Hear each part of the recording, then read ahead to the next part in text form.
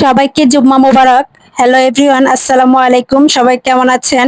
গতকালকে কোথায় গিয়েছিলাম আর কি কি কেনাকাটা করলাম সবকিছু শেয়ার করবো আজ এই ভিডিওতে। ভিডিওটা যেহেতু গতকালকের করা, আমি আজকে আপলোড করছি। গতকাল বাচ্চার হাজবেন্ডকে নিয়ে একটু মার্কেটে গিয়েছিলাম। চিন্তা করলাম একটু ঘোরাঘুরিও করে আসি আর একটু শপিং করে আসি। প্রয়োজনীয় কিছু কেনাকাটা করলাম। আমার মোবাইলের চার্জারটা নষ্ট হয়ে গেছিল। আমি প্রথমে চলে গেলাম একটু মসজিদ মার্কেটে দোতলায়, ওইখান থেকে চার্জারটা কিনে তারপর চলে আসলাম আমার হাজবেন্ডের জন্য জুতা কেনার জন্য। সে যেহেতু রিসেন্ট দেশে এসেছে, তাই চিন্তা করলাম তাকে একটু শপিং করে দেওয়া যায়। জুতোগুলা আমার হাজবেন্ডের অনেক পছন্দ হয়েছে, তাই নিয়ে নিলাম। তারপর গিয়েছিলাম একটু গস কাপড়ের দোকানে আমার বড় বোনের জন্য কিছু গস কাপড় কেনার জন্য। আমার বড় বোন গতকালকে বিকাশের টাকা পাঠিয়ে দিয়েছিল। চিন্তা করলাম যে মার্কেট থেকে কিছু পছন্দ করে গস কাপড় কিনে দেওয়া যায়। আমি এই 4টা গস কাপড় নিয়ে আসছি। এদিকে আমার হাজবেন্ডের কাণ্ড দেখেন, সে মেয়ের জন্য প্রতিদিনই একটা না একটা খেলনা নিয়ে বাসায় আসে। আমি এ নিয়ে তাকে কথা শোনাচ্ছিলাম যে প্রতিদিনই বাচ্চার জন্য খেলনা কিনে আনতে হয়। গতকাল ঢাকা থেকে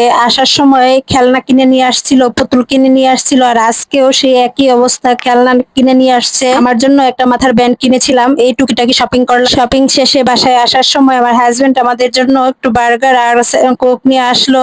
এই ছিল আমার আজকের ব্লগ। নেক্সট ব্লগ নিয়ে হাজির হব তোমাদের মাঝে। আল্লাহ হাফেজ।